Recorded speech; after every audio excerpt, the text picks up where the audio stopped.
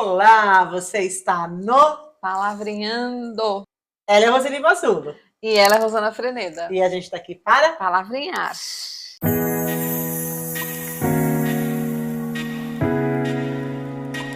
Então, bora pro sorteio. Vamos lá. Questionamento. Olha as palavrinhas da minha amiga. Questionamento. Enquanto ela procura, curtam. Já curte agora o episódio para o YouTube entregar para mais pessoas. Compartilhe. Se a gente curte, compartilha, o YouTube entende que nós estamos fazendo um bom trabalho e vai entregando para outras pessoas. Ative o sininho para ser notificado toda vez que um novo episódio entrar no ar. Inscreva-se no canal. Você tem que fazer tudo isso inscrito e logado. Assim o YouTube entende que é um produto relevante e entrega para outras pessoas. E vamos nos ajudar. Quanto mais gente, mais a gente vai crescendo e mais a gente vai se transformando para o bem, certo? É esse o nosso propósito, fazer com que as pessoas se tornem, né, mais felizes, mais humanizadas. É isso? Viu? Humanizadas. Então, tá. Questionamento. Substantivo masculino, interrogatório, ação de fazer perguntas, de ser alvo de questões. Indagação, ação de questionar, de colocar em questão, de duvidar. Advogado é alvo de questionamento sobre situações da justiça brasileira. Questionamento deriva de questionar, questão, dúvida. É isso? E aí, qual a sua dúvida? Qual a sua questão? Qual é a perguntinha que anda na sua cacholinha que não quer calar? Porque quantas questões, né? E a gente não tem uma questão só, né, Rô? Quantas questões a gente tem? Eu lembro que quando eu era pequena, a gente teve a palavra universo esses dias aqui no Palavrinhando. Quando eu era pequena, eu questionava. Mas por que a gente existe? Qual a razão disso tudo? Por que Deus resolveu botar a gente aqui? Qual o intuito dele? E, tipo, assim, aí me dava umas doideiras na cabeça, porque eu pensava, mas e se ele não tivesse tido essa ideia? Significa que não existiria nada? Gente, eu devia ter o quê? Uns 12, 13 anos, que eu me questionava a existência da vida, eu questionava a existência do universo. Porque eu falava, meu, se o cara. Eu falava, Deus é meu brother, né? Então, se o cara lá não tivesse tido a ideia de espalhar a energia dele pelo universo, o que seria? Não teria nada? E isso, gente, me dava uma sensação tão grande de vazio. Sabe aquela coisa? Não sou nada, não sou ninguém. Porque, né? Não é doido? Então era um questionamento que eu tinha até que eu parei de questionar. Porque senão ia ficar maluquete. Né? Porque são questionamentos que a gente não tem resposta ainda, né? Existenciais, né? Existenciais. Aí me veio uma questão. Por que, Rosana Freneda, as crianças perguntam tanto, os adolescentes perguntam tanto, e depois a gente bate a cabeça na parede e não tem interesse por mais nada? Ixi. Porque, assim, é muito interessante. É óbvio que há pessoas inquietas. Criança pela própria natureza dela, Exato. né? Tá descobrindo o mundo. Eu acho que a criança, ela tem uma liberdade de ser ela mesma. Eu acho que é a única fase da vida em que a gente consegue, de fato, ser fiel à nossa essência. Porque ela pergunta, ela não tem vergonha de duvidar. Ela não tem vergonha de ser ela mesma, de dançar, por exemplo. A criança parece uma desengonçada dançando e ela está se divertindo. Ela não está nem aí para o que os outros estão falando. Ela põe uma roupa vermelha com um pink, ela não está nem aí. Ela é de verdade. E ela questiona, porque ela, na cabeça dela, eu acredito que passa, né? Eu não sei, eu vou perguntar para quem eu acredito que saiba, que tenha a resposta. né? E inclusive questiona assuntos um tanto quanto complexos para se dizer para uma criança. Adolescente, por inquietação e também porque eles acham que eles sabem tudo, eles ficam botando em xeque as pessoas. Né? Eu vejo, por exemplo, em sala de aula, às vezes ele não quer saber, ele quer saber se você sabe. Sim, porque ele já Né? tem a resposta. Exato, ele tá checando. Mesmo porque hoje eles têm muita informação ao redor deles, né? Quando a gente começou a dar aula, a minha palavra era absoluta. Era lei, né? Era lei, ele só conhecia a minha palavra. Hoje o adolescente em sala de aula, ele tem recurso de, se ele duvidar e se o professor titubear, ele entra na rede e ele checa a informação. O que eu quero dizer é que, assim, eu percebo, principalmente em sala de aula, nós já demos aula para alunos com extrema dificuldade por questões das mais variadas. E hoje a gente percebe que o pior aluno está em maior quantidade em sala, é aquele que ele não quer saber. Ele não tem questionamento. O questionamento dele é: quantas faltas eu preciso ter? Quantas faltas eu posso ter, né? Eu posso ter. Eu posso ter. Que horas que você vai me liberar? A prova é com consulta? A prova é com consulta. É em dupla? Né? A prova é sempre com consulta, né? Ao seu cérebro. Mas é redundante essa pergunta, querido aluno, inclusive. Mas eu percebo, assim, talvez seja uma visão só minha, porque eu sou realmente muito crítica, nós estamos o tempo todo consumindo informação e a gente percebe o quanto as pessoas estão ávidas de informação. Né? Outro dia uma moça postou alguns livros que ela sugeria, e um deles ela falou: esse livro ele é incrível aos olhos dos outros, eu não consigo enxergar, nutrir interesse por esse livro. E esse é o livro da minha vida, que ela falava, que é Demian, do Hermann Hesse. E aí eu falei: eu amo esse livro, esse é o livro da minha vida. E a menina, eu acho isso genial, ela falou: me conta por que você se interessou. Isso é genial, e a gente não vê. Pessoas, acordem. Sim. Ou seja, ela quis entender o porquê que para você era interessante. Porque aí ela, de repente, poderia ter uma releitura.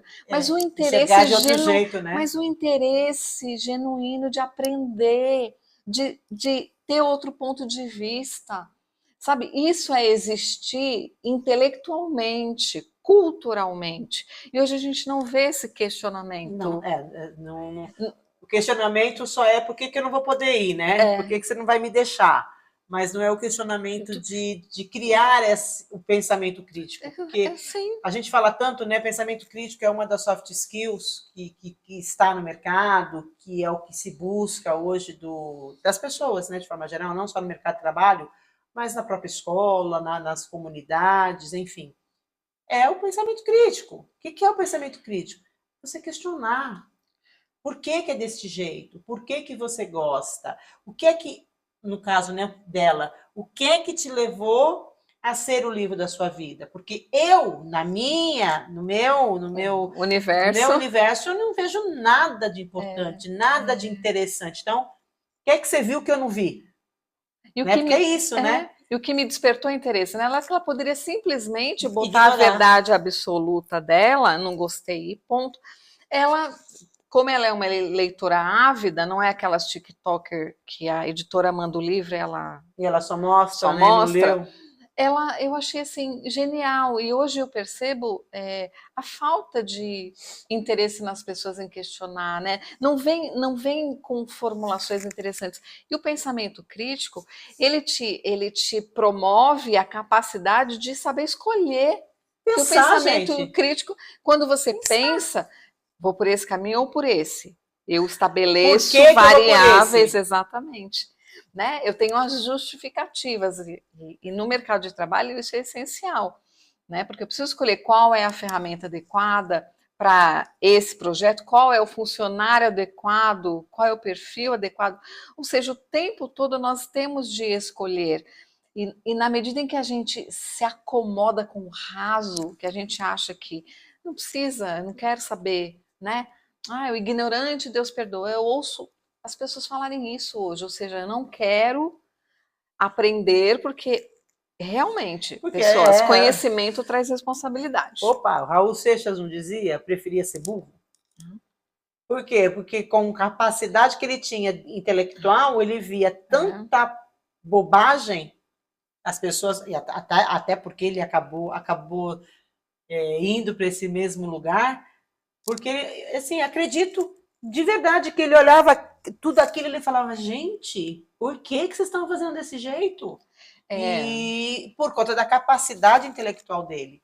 Por isso que ele dizia, os grandes gênios, burro, os grandes gênios são inquietos, né? Porque ele vê a imbecilidade e, na verdade, eu nem questiono o quanto a pessoa sabe ou não sabe. Isso não é o que nós estamos falando aqui. A questão é não querer saber, né? Porque assim, eu vejo em sala de aula alunos de faculdade pagando. Hoje, né, virou meio que 200 conto a mensalidade. Mas às vezes o aluno, né, quando eu dava aula, a mensalidade chegava a R$800. Naquela época, lá atrás, há 10 anos, né, as faculdades eram um pouco mais caras. Graças a Deus que hoje elas dão acesso a todo mundo ter, né, acesso ao ambiente universitário. Mas eu perguntava para os meus alunos, vocês são os únicos clientes que pagam por um produto que você não quer receber. Para não ter. Para não ter aula pro. Eles me falam. Dispensa. Não, eles falam, você não quebra a perna nunca, você não pega gripe, porque, né? Olha que loucura, né? Você paga para não ter. Entendeu? Então, assim, isso me inquieta muito, porque num tempo em que dizem que é a era do conhecimento, eu não enxerguei, desculpe, eu não enxerguei essa era do conhecimento, é uma era de informações que a gente precisa filtrar, porque daí vem o pensamento crítico, o que eu absorvo, o que eu questiono, o que eu quero para mim, o que eu não quero. A coisa mais prazerosa da vida é você se sentar ao lado de uma pessoa que tem uma opinião diferente de você e ter argumentos, não erguer a voz e nem dar soco. É ter argumento para dizer, eu não vou por esse lado porque eu penso dessa forma, porque eu já li em algum lugar, porque eu acredito. E quando se pensa em questionamento, a gente pensa nisso, né? Quais as questões? Tem questões existenciais que as pessoas ignoram. Sim, não, nem pergunta, nem que essa tá no deixa a vida me levar, a vida leva eu, e tá indo. O importante é o churrasquinho do final de semana, é a cervejinha, é o sambinha, e absolutamente nada contra essas três coisas. Eu adoro samba, cerveja nem tanto, e adoro um churrasco. Mas a gente não vive para isso. É isso que está acontecendo, porque as pessoas não perguntam. Se ela tem o dinheirinho dela para o churrasquinho do final de semana, tá tudo, a vida tá maravilhosa. Tá. Só que aí a gente sempre traz aqui a regra de Pareto, gente. 80-20. Você tá onde? Você tá nos 80, que é a manada, ou você tá nos 20, que é quem tá no comando, quem tá direcionando essa manada? Meu marido sempre fala no trânsito, a galera é manada. Segue o Waze, não questiona o Waze, não pergunta pro Waze se tem outra rota, e aí tá todo mundo no mesmo lugar. Aí faz o trânsito. Agora, gente, questiona. Será que eu preciso estar nesse trânsito? Será que não tem outro caminho? Não, você segue o Waze, você acredita que ele tem a pura expressão da verdade. Meu marido desvia, ele sai do trânsito. Fala, não vou ficar parado, porque se eu estiver parado eu sou alvo. Eu andando eu não sou alvo. Então, principalmente nós mulheres, né? É importante que a gente não fique com o carro parado no trânsito, porque a gente é alvo fácil. Primeiro para nós que eles vão olhar, né? Então é isso, galera.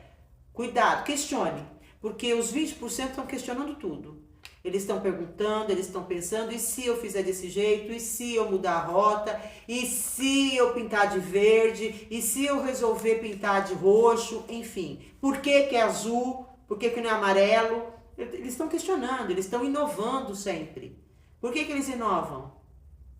Porque eles perguntam, como pode ser diferente? Como é que esse microfone pode funcionar de outra forma? Como é que ele pode ser melhor?